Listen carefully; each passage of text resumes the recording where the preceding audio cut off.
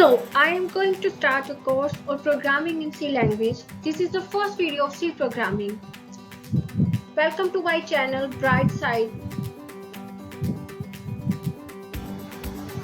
I am going to discuss some basic things in this video, like what is the need of this programming, why do you write or learn program, what is need of programming languages, and then we will come to C language. Okay?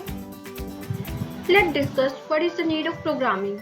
Why we need programming? See, what is computer? You can say it's a machine, and you can also say it's a general purpose machine. Computer is what which can perform any task. Not any task, but we can say it can perform a computational task. But how do you want, if you want to communicate with computers, then how do you communicate with computers?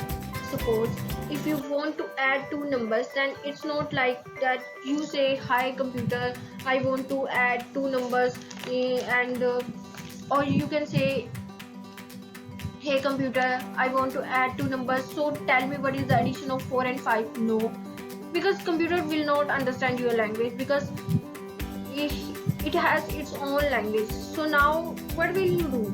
You have to write some instructions, and you gave those set of instructions to computer, then according to that computer will perform your task. Okay, so those set of instructions, and you can say sequence of instructions, are called programming. That is why if you want that your computer will perform a task for you, then you have to write program, and you have to learn program. The language of computer is what? Yes, it is binary language. I hope everybody knows about binary language, which is 0 and 1. Computer can understand only 0 and 1.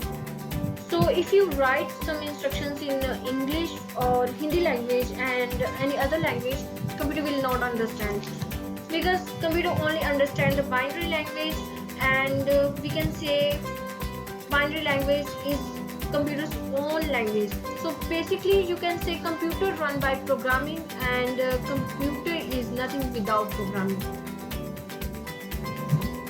For example, when you purchase a new laptop or computer, that is already you know many programs are already there in your laptop or computer, like software program and application or app programming, or you must hear about system software and application software also.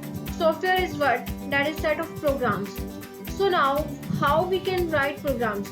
It's not like you can write simple English language and you can write a program.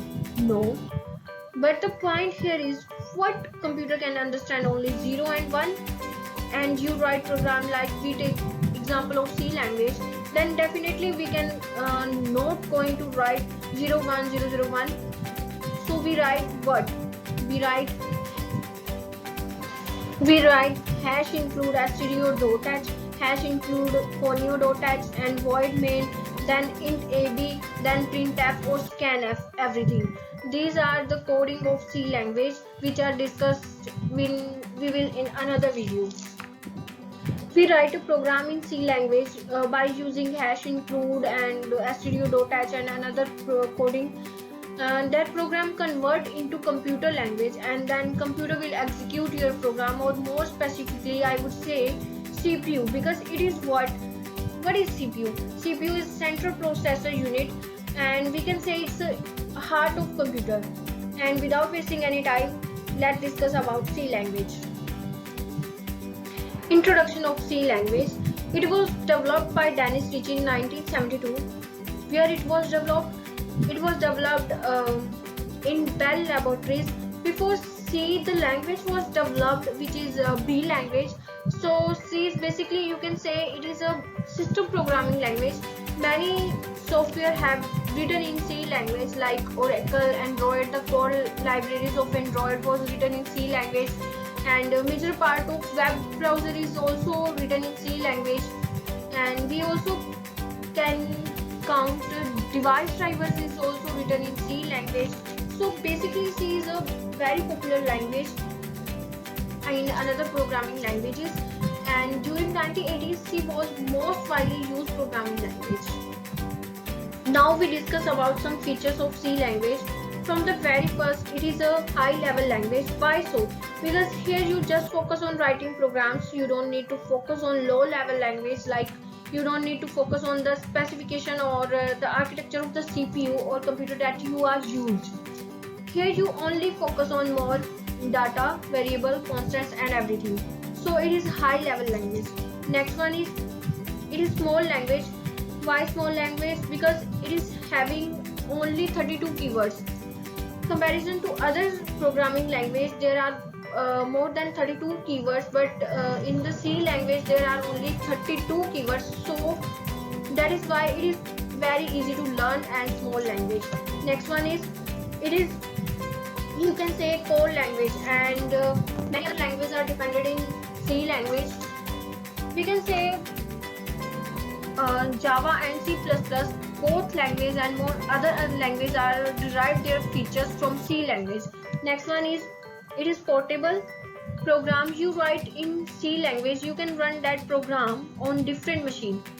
We can say we make a program and you make a program in C language, and you can run that program and compile that program from to another machine. So that's why we can say it's not dependent on machines, or maybe you need to little modification to run that program, but programs are portable. Next one is, it has having building functions and operators, and those functions you can use and you can write down any complex program. Building functions means those functions are already defined and they're in C library. Yes, there is a C library in C language in which there are their own functions of C language which we can directly use in programming without using any special coding. We can use that special functions and operators. Next one is, it is a structured language. Why so structured language? Because the code, you can arrange the code and you can organize the code in one or more functions. Next one is pointers. It supports use of pointers, so you can directly access the memory and directly interact with the memory. The use of pointer we are discussed on another video, but basically what is pointer? Pointer stores generally address of a variable. Fine. Next one is extensible language. It is an extensible language. That means you can create your own functions and you can add that functions in C library.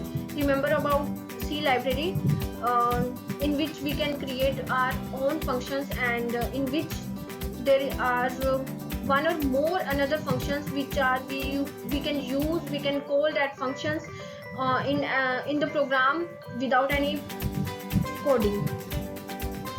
So you can organize your functions and you can add your functions in C library.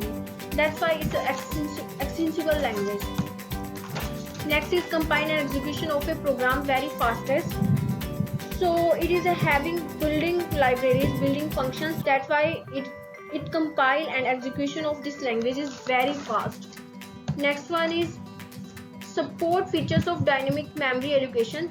You can free the memory at any time by calling about function FREE, free. You can call this function anytime in program. Free is a function you can call in program to allocate, to free a program. For example, you make a program, that program allocate a memory and you want to free that memory, then you go to the library and call a function FREE, which is used to free that allocated memory. And we will discuss about free function in another video.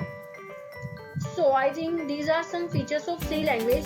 In next video we are going to discuss structure of C programming. Take care. Bye bye.